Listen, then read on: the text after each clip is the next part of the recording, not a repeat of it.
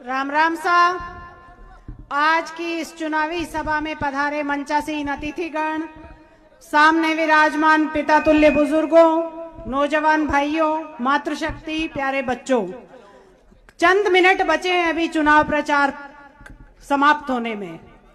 अब आपकी जिम्मेदारी बन जाती है कि कैसे आप अपनी प्रत्याशी को, आप अपनी राष्ट्रीय लोकतांत्रिक पार्टी को किस तरह से और किस मजबूती से जिताते हैं। आज आपको अब जिम्मेदारी दे रही हूं मैं, दोनों हाथ उठाकर आशीर्वाद दे दीजिए कि आप अपनी जिम्मेदारी ले लेंगे। अब आपके ऊपर है कि आपको अपने बीच में से, आपको जिसने संघर्ष आपके बीच में रहे, हर संघर्ष के बीच में आपके साथ खड़े रहे, आपको जहां जरूरत पड़ी, जहां आपके बीच में आपके भाई खड़े रहे, आज सारी विपक्षी ताकतें उनको कमजोर करने की कोशिश कर रही है, आपके नेता को कमजोर करने की कोशिश कर रही है। आपके नेता नहीं, वो आपको भी कमजोर करने की कोशिश कर रहे हैं। आज आपके बीच में गली गली घूम रहे हैं। वैसे तो अब समाप्त हो गया है ये कार्यक्रम, अब कोई गली गली में नहीं आएगा। सब लोग 13 तारीख तक कह रहे थे, लेकिन अभी बता दूं, आप 6 बजे के बाद ट्राई करके देख लेना, किसी का फोन नहीं लगेगा। जिस तरह से पिछले 2 दिन में सरकारी मशीनरी का दुरुपयोग हो रहा है, जगह जगह लोगों को परेशान किया जा रहा है, उससे आप अंदाजा लगा लीजिए कि अगर आपने राष्ट्रीय लोकतांत्रिक पार्टी को कमजोर कर दिया तो आने वाले 4 साल आपके लिए कितने मुश्किल होने वाले हैं। इसलिए ध्यान रखिएगा भाइयों, आप लोगों को इतना मजबूत होना है कि हम लोगों को 13 तारीख को किस तरह से इस चुनाव को जीतना है।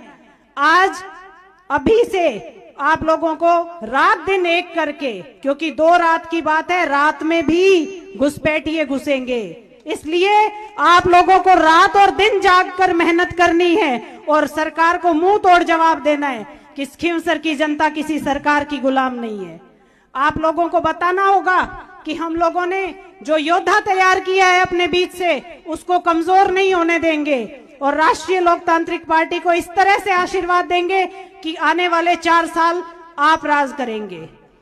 आज जो बच्चे गाना बजा रहे हैं कि आरएलपी के राज में मजे ही मजे, तो आरएलपी के राज में तो जनता के मजे हैं। अगर ध्यान रखिएगा, अगर बीजेपी जीत गई तो नेता मजे करेंगे, जो प्राइवेट सेक्टर है उसको बढ़ावा मिलेगा।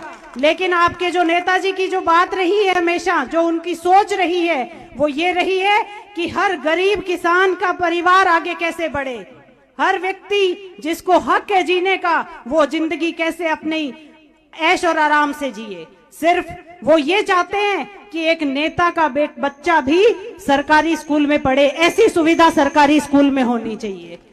आप लोगों को इतना ही विश्वास दिलाती हूं कि जिस संघर्ष को आपने कायम किया है, जिस संघर्ष से आपने अपने नेता को जिस मुकाम पे पहुंचाया है, आप एक बार 13 तारीख तक मजबूती रख के देखिए, आने वाले 4 साल में आप खींवसर को कहां से हम कहां ले जाएंगे। अभी तो आपको बिजली कटौती भी यहाँ जो मुश्किल का सामना करना पड़ रहा है इस एरिया में, उसमें ध्यान रखिएगा। अभी 5 घंटे तो दे रहे हैं, अगर आपने बीजेपी को यहाँ से जिता दिया तो वो 5 घंटे भी नहीं मिलेगी, क्योंकि बीजेपी किसान विरोधी सरकार है और कांग्रेस वालों के हाथ में ही कुछ नहीं है।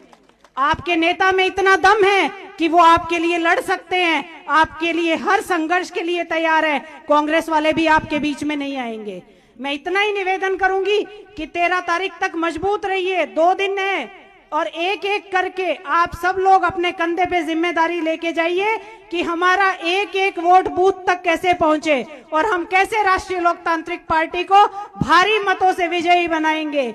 आप लोग देखो, अभी पांचोड़ी से सभा हुई है, बात करेंगे ये विकास की, अब तो करेंगे भी नहीं, क्योंकि विकास की अगर बात करते हो तो 4:15 बजे तक वहां सभा चल रही थी और 5:30 बजे हम लोग यहाँ हैं। इससे आप अंदाजा लगा लीजिए कि खींवसर में कितना विकास हुआ है।